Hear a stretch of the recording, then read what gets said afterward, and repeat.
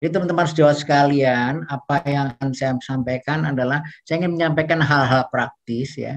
Saya tidak akan terlalu mendalam. Kenapa?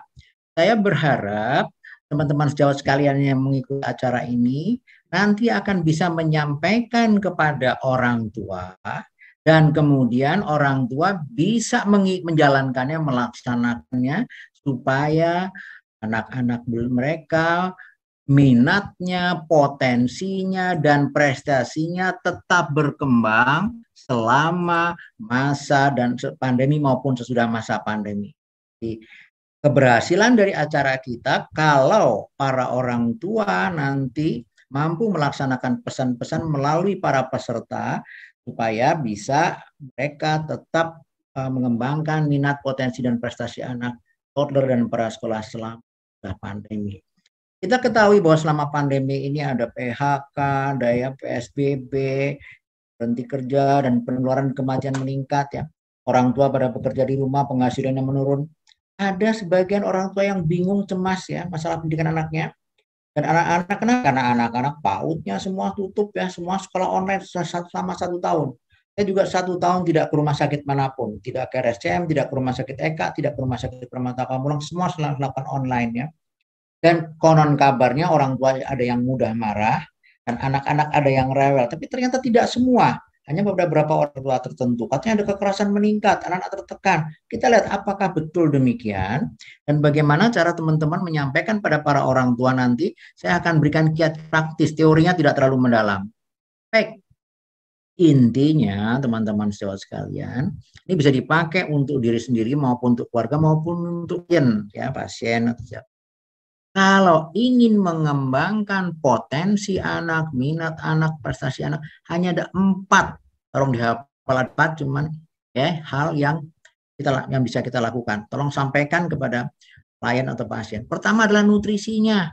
Nah, nutrisinya sudah panjang lebar di cerita. Saya sih tidak akan bahas lagi. Tapi yang kedua adalah stimulasi. Stimulasi itu apa? Contoh yang harus diberikan oleh orang tua tiap hari. Yang cuma tiap Jumat Kliwon, Selasa Pahing tiap hari dan sambil bermain dengan anaknya melihat, mendengar, mengingat dan meniru. Kalau sudah bisa meniru walaupun berantakan, dipuji dan diulang. Apa contoh yang akan diberikan? Ada contoh-contoh yang sifatnya dasar. Pada anak di bawah 2 tahun, bagaimana dia bisa duduk, berdiri, jalan, lari, tawuran, jangan ya. Bagaimana dia berbicara, manggil mamanya, minta makan, minta minum, ya. Bagaimana mengingat warna-warna, mengingat benda, ya. Pemecahan masalah, bagaimana memakai baju sendiri, pakai sepatu sendiri, kemandirian, ya. Mandi sendiri, makan sendiri, dan lama-lama punya rekening di bank diri, ini kemandirian, ya. Dan pengendalian diri, bagaimana kalau mainannya dia direbut temannya, direbut adiknya, bagaimana mengendalikan, dan bagaimana etika agama. Ini sudah bisa dikerjakan sebelum umur 2 tahun. Dan itu bisa dilakukan oleh orang tua di rumah, mau masa pandemi, nggak pandemi, dengan cara memberi contoh aja. Nggak usah pakai alat yang rumit-rumit. Nah, di atas 1,5 tahun, 2 tahun bisa ditambah lagi dengan belajar doa, ibadah, walaupun dia masih berantakan, mendongeng, membaca, ya membaca mungkin mulai hurufnya beberapa ya, ngobrol, diskusi, tanya jawab, diskusinya tuh, kenapa kok ini begini, kenapa kok naruh gelas kok harus di kenapa kok burung malam-malam tidur ya. Misalnya ya, nyanyi, nari, musik disesuaikan dengan umurnya, senam, olahraga disesuaikan dengan umurnya. Tadi Dokter Melita juga harus banyak bergerak, mengaji, menghafal Al-Quran mulai surat-surat pendek ya, belajar bahasa asing ya, mulai melukis, kaligrafi tentu disesuaikan dengan umurnya, fotografi, video mulai kecil udah bisa, komputer, catur kalau yang hobi catur, mode, menjahit, memasak, tanaman, beternak, semua dengan cara memberi contoh, nggak usah les ya, nggak usah khusus, bisa dilakukan oleh orang tua di rumah.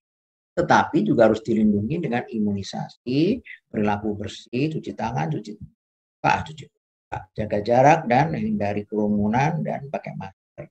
Mencegah cedera, jangan main yang benda-benda tajam, main api, jangan jatuh.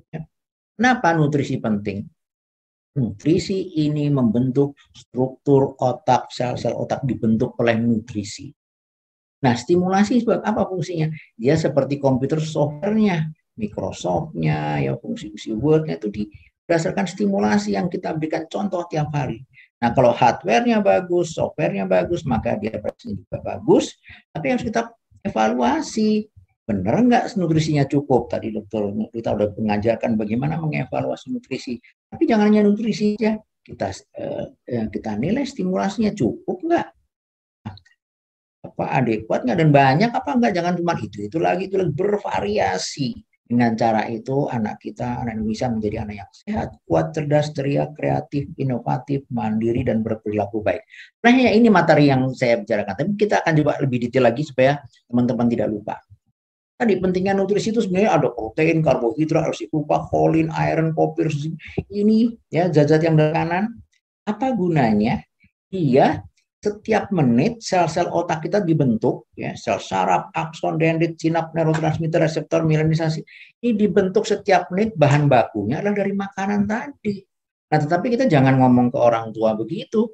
Kalau orang tua tadi bilang lauknya proteinnya yang banyak, ada lemaknya ya, ada ikan, ayam, sapi, kambing, kuda, onta, bebek segala macam.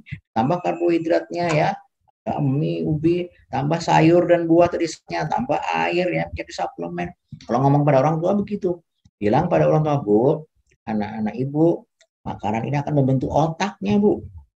Kemudian semua, jantung, paru, ginjal, dengkul, semua itu dari makanan. Tapi tidak cukup, harus ditambah dengan bermain tadi, dengan stimulasi, dengan betul. Ini dua artikel yang saya paling suka ya, karena praktis dan konkret ya.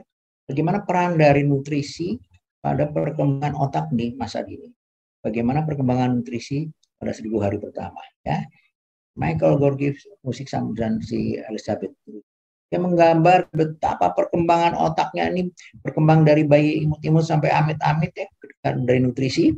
Ini otak yang nutrisinya cukup dan ini nutrisinya kurang, otak yang cabang-cabangnya cukup karena nutrisinya cukup dan yang kurang, yang akan membentuk semua bagian daripada otak.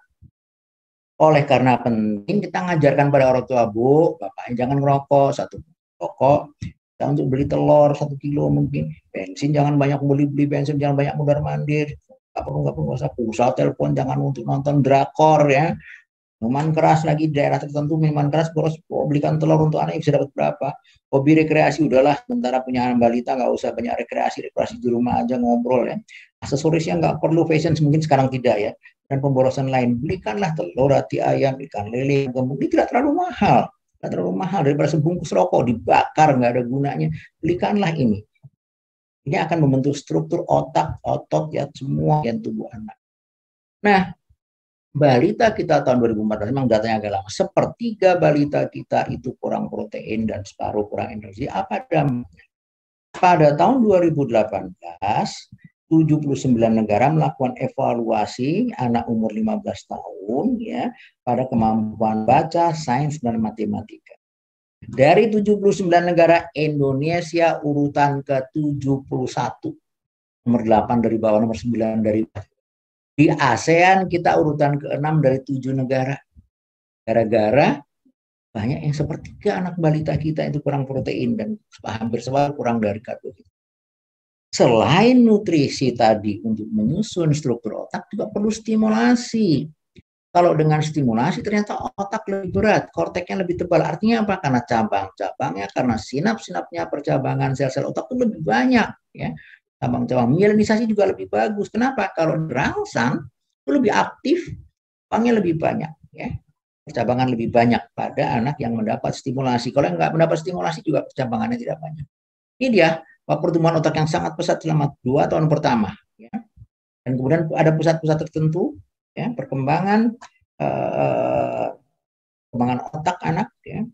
Dan bahwa dibuktikan oleh 55 penelitian di 22 negara bahwa nutrisi dan stimulasi secara bersama-sama akan meningkatkan kecerdasan umum, kemampuan verbal, kemampuan membaca, memahami bacaan, dan kemampuan menyelesaikan sekolah pada waktunya. Nah, dan keterlibatan pengasuh dan anak melalui bermain akan meningkatkan perkembangan kognitif, bicara, dan meningkatkan respon emosi pengasuh. Ini penelitian di 105 negara, 105 penelitian di banyak negara. Ini ada publikasinya tahun 2015. Nah, tetapi kalau nutrisi mungkin sebagian besar, sebagian ibu tahu, walaupun tadi ternyata dokter Dita membuktikan tidak semua ibu ngerti bagaimana nutrisi.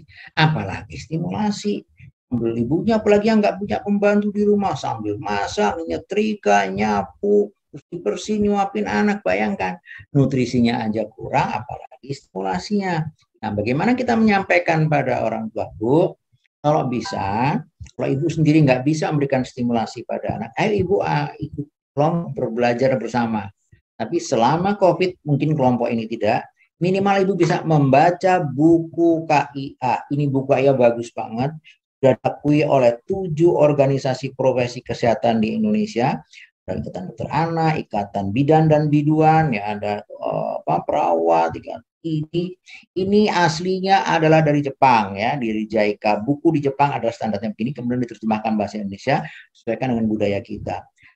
Atau bisa menggunakan aplikasi Primaku dari handphone, download. Sekarang para dokter mau banyak yang belum tahu ada aplikasi Primaku. Aplikasi atau dokter Primaku juga boleh lebih profesional. Melalui kelompok-kelompok ini, orang tua bisa belajar bagaimana cara memberikan stimulasi.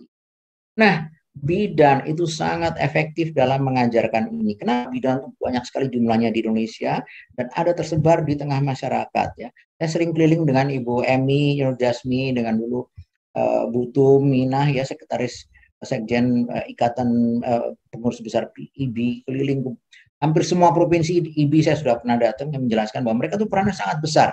Umum kalah sama bidan. Bidan itu lebih banyak jumlahnya. Nah, bagaimana cara stimulasi? Minimal sediakan banyak benda yang untuk dimainkan di rumah.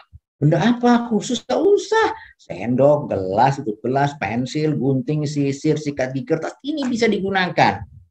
Kalau boleh juga tapi benda-benda khusus yang boneka, ya, spidol, kertas, gambar alat masak, alat-alat dokter, bukan alat beneran, alat mainan ya, alat-alat bertukang nih, plastik-plastik yang ini banyak sekali yang dijual kan. Nah, dikelompokkan berdasarkan cara bermain, dipisah. Ini kelompok untuk main masak-masakan, kantong plastik. Kemudian anak dirangsang untuk memainkan, untuk bermain dengan alat-alat itu. Tetapi ya tanpa alat juga, dengan kardus bekas bisa lihat, dengan gunting, atau tadi main kuda-kudaan. Jadi stimulasi bermain tidak harus menggunakan alat khusus, tapi tergantung dari kreativitas dari bapaknya atau ibu. Oh, saya sibuk, gimana? Ajak anaknya mencuci juga. Ini air namanya, ini sabun, ini ember, tolong tuangin sabun. Ini semua stimulasi, nanti saya akan jelaskan. Nah, namanya sabun. Kenapa sih baju dicuci pakai sabun? Itu stimulasi dari ibunya. Supaya kumannya mati, supaya bajunya bersih, supaya baunya wangi. Itu semua stimulasi, karena akan merangsang berbagai fungsi-fungsi otak. Nah, kalau anak belum punya ide gimana? Diberi contoh. Memberi contoh itu sudah merupakan stimulasi. Nah, ini ada kubus-kubus kalau disusun berdiri tinggi. Kasih contoh, anak bisa meniru. Begitu bisa meniru, dipuji. Jangan lupa. Biarkan dia mencoba dulu. Berantakan nggak apa-apa. Kalau dia rapi, dia kasih contoh bagaimana mengerjakannya. Nanti akan mengerjakan. Jadi coba ya. Nah, ibunya sibuk mencuci, ya diajarkan mencuci. Makanya diajak ke kamar mandi air, jadi sambil mengawasi, sambil memberikan stimulasi, ngajarkan ini baju bapakmu ya, kamu kan orang Batak, kepala botak, bajunya batik ya, batik ini cuci supaya bersih kumannya. Coba ambil selang juga, dia gembira anak-anak itu bermain gitu ya. Sedangkan ini sabun, ini kalau baju ada kumannya. Masak, ibunya sih masak ya diajak.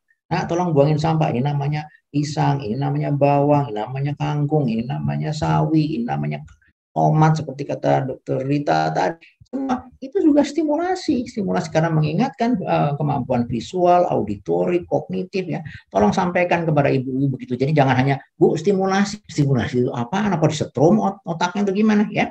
Stimulasi itu dengan ajak ngomong, nunjukkan, menyapu, ibunya sibuk ngomel ya, anaknya, nak tolong pindahin sepatu mama itu.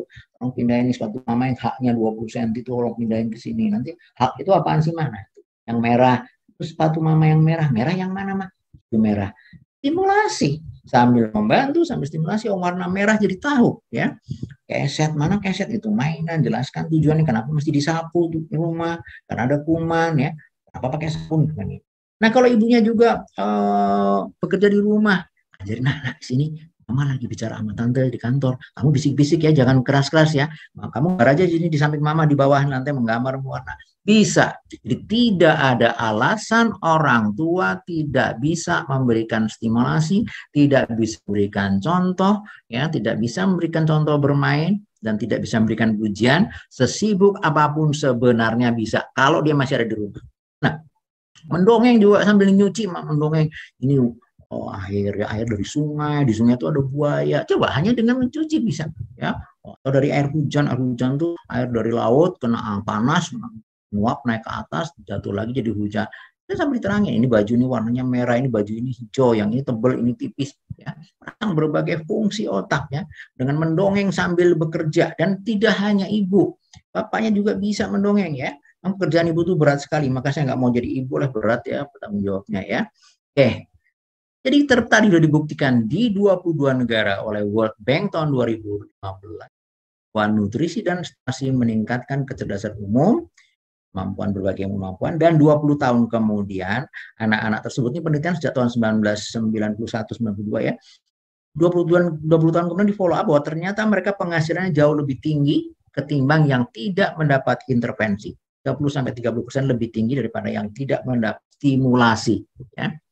Nah, tapi kan justru banyak cerita-cerita katanya selama pandemi ini justru khawatir pendidikan yang nggak bagus, anaknya kualitas tubuh, terbalik. Kenapa? Sebelum pandemi, bapak ibunya banyak di luar rumah. Selama pandemi, lebih banyak di dalam rumah. Nutrisinya gimana? Kalau diserahkan pada pengasuh, tadi gak bayangin gimana dokter Rita, ya.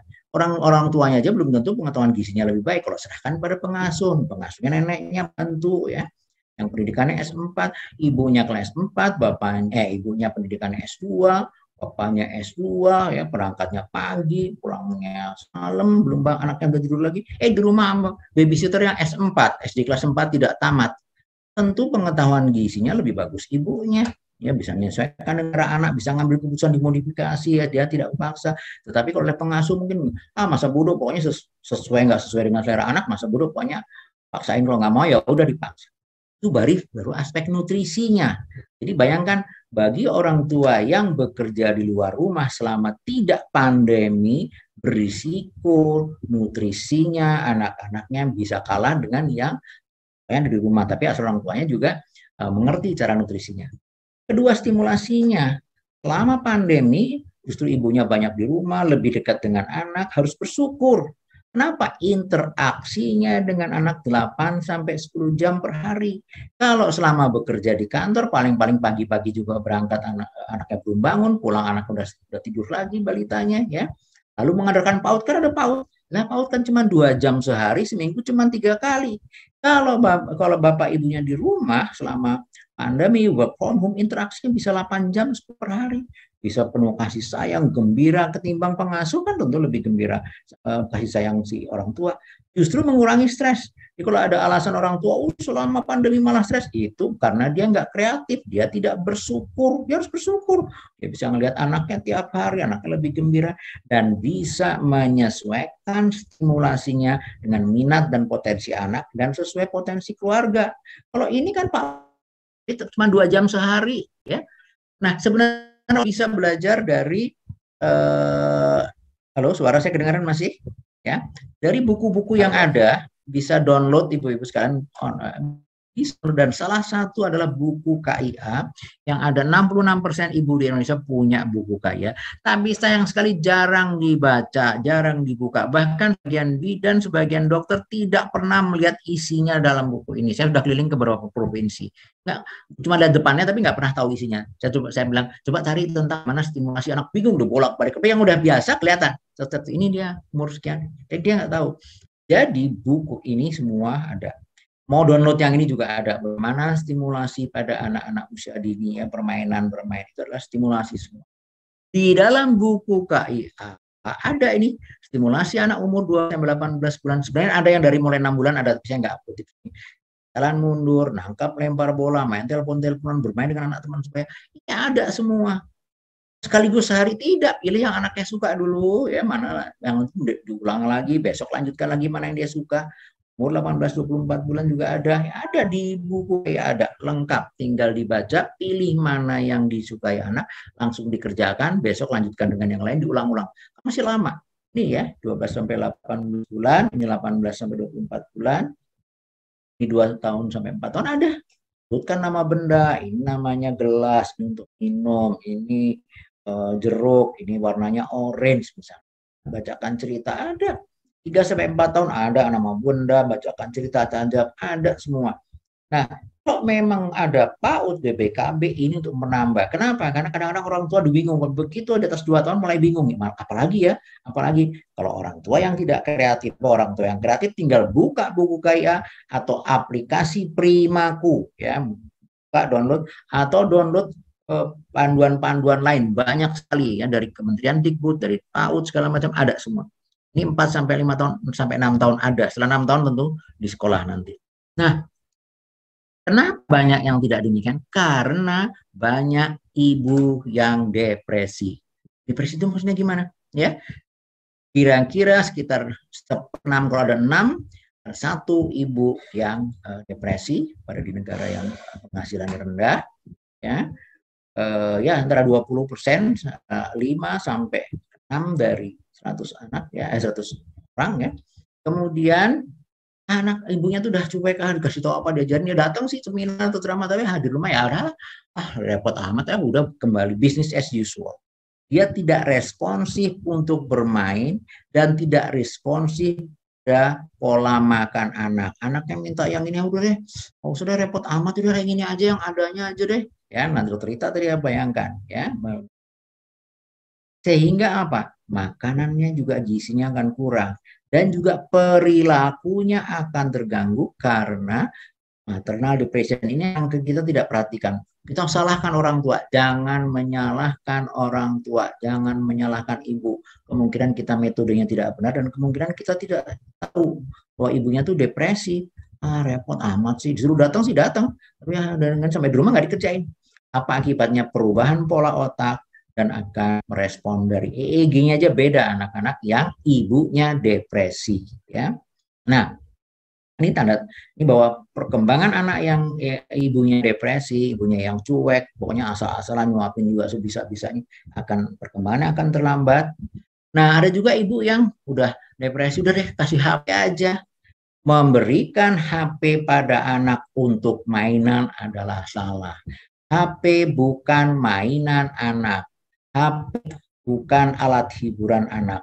Dia bisa ketagihan. Tuh HP buat apa? Buat komunikasi. Kalau dia nelpon bapaknya, nelpon neneknya, nelpon sepupunya di kampung boleh. Atau alat pembelajaran. Tapi lihat, yang megang ibunya. Dia sebagai pengganti buku. Kalau ibunya nggak sempat beli buku, Google download ada buku gambar buah. Ini buah jeruk, ini buah tomat, ini kapal terbang, ini boleh. Untuk pengganti buku. Nah, kalau gitu anak hiburannya apa? Ya tadi dengan bermain dengan ibunya, ya. Bermain, ya. Nah, atau kalau yang udah bersekolah, gimana kalau yang dia harus sekolah? Boleh terbatasnya. Ya, pakai komputer pada anak umur 2 sampai 4 tahun hanya 1 jam sehari. Di bawah 2 tahun nggak ada. 2 tahun hanya untuk alat tadi, alat bantu untuk belajar yang ibunya, bukan anaknya yang nonton bengong depan HP.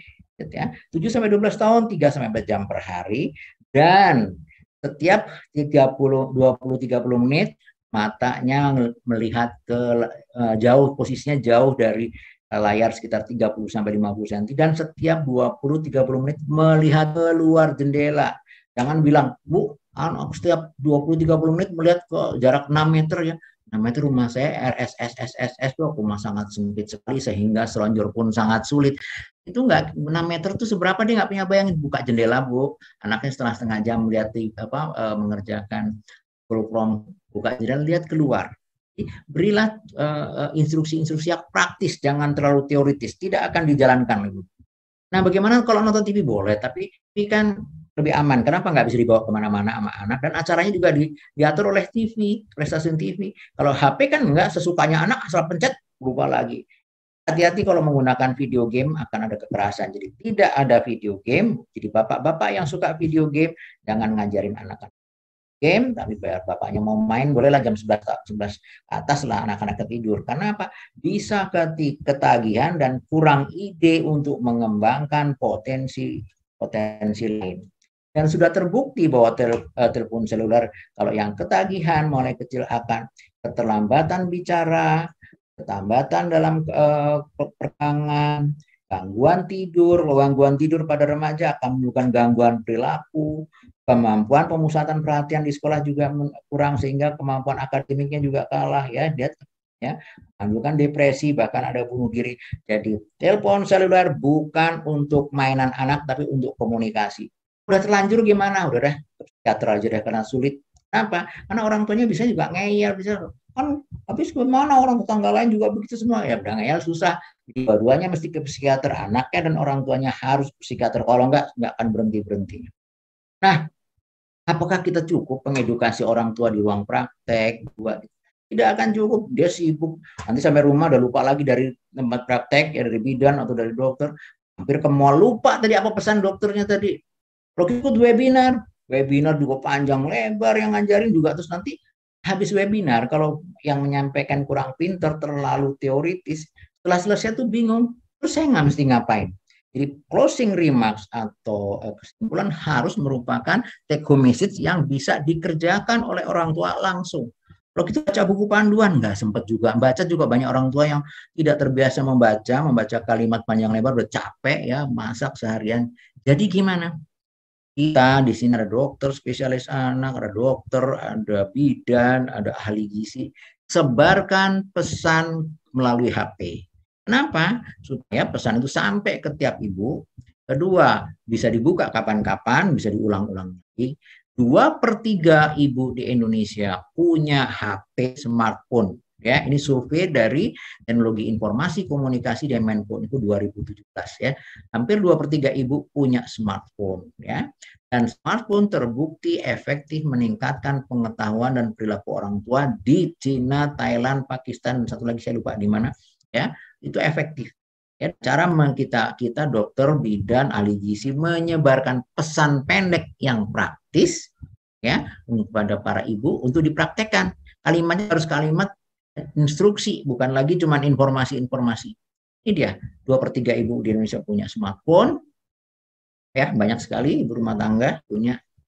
Nah, contohnya apa? Ini begini, ibu ayah, sudahkah hari ini memberi contoh dan bermain bersama anak? Apa contohnya? Berdoa, beribadah, dongeng, membaca, ini. Jangan stimulasi. Apaan sih? Nah, terus pilih. Jadi ini pesannya satu layar ini dibikin PDF atau sebarkan ke pasien-pasien, ke gizi, pasien. Pilih yang disukai anak dari sini, yang mana yang disukai. Jangan dipaksa. Lakukan dengan gembira, diulang dan dipuji.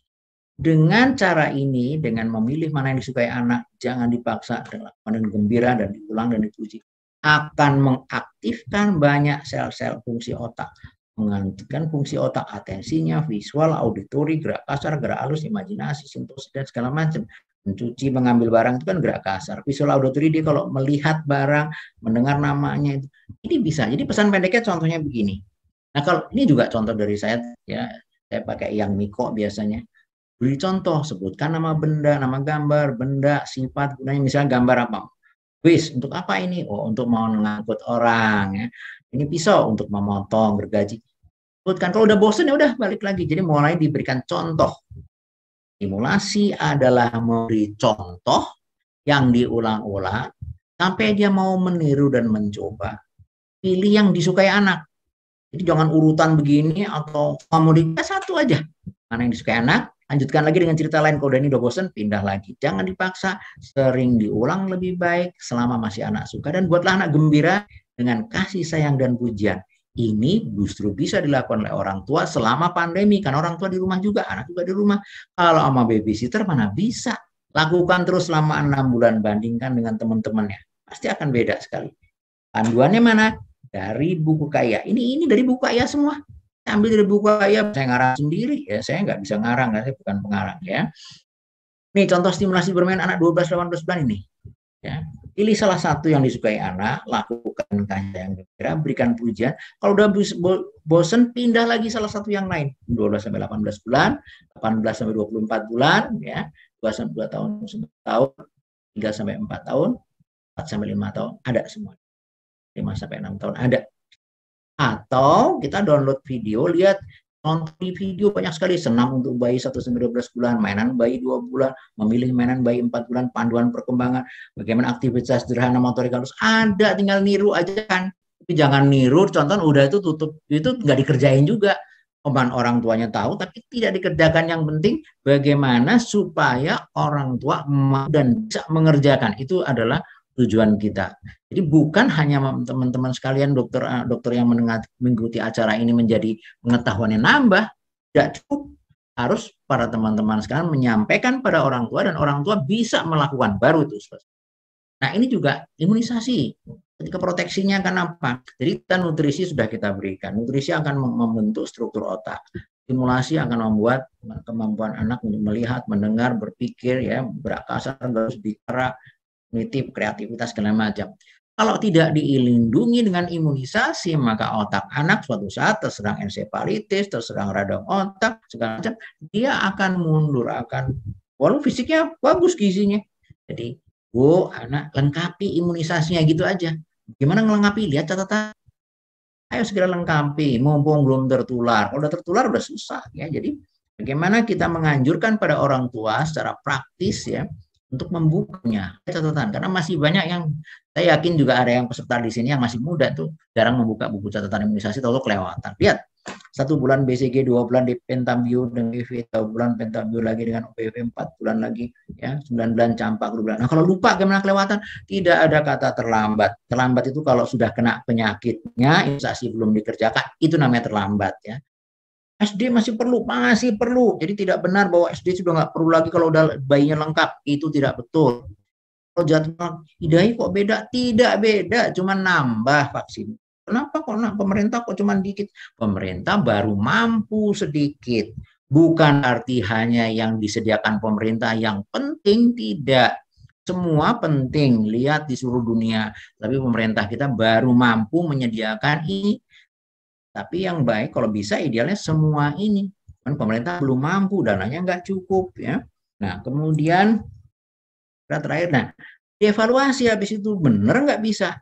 Apa gunanya evaluasi? Untuk menilai apakah nutrisinya tadi cukup, yang dari sekian dokter Rita, stimulasinya cukup. Di buku KIA ada, di Primaku ada ya. Jadi tinggal dibaca ini. Oh iya, wah kalau nggak bisa. Kalau belum, yang tidak bisa hati-hati. Mungkin belum dilatih, ya, belum diulang-ulang. Coba diulang-ulang lagi selama 2 minggu. Kalau nggak bisa, bawa ke dokter hadis ya. Umur 2 tahun ada juga di buku KIA. Tinggal cocokin aja, ada 8. Kalau ada beberapa, makin banyak dia tidak bisa, berarti ada kemungkinan terlambat. Ya. Kenapa? Mungkin memang nggak dilatih. Banyak kan nonton sinetron, ya, nonton sinetron Turki lah, ya. Korea, drama Korea, kan main sendirian di belakang pintu di rubung semut, ya gimana bisa berkembang ya.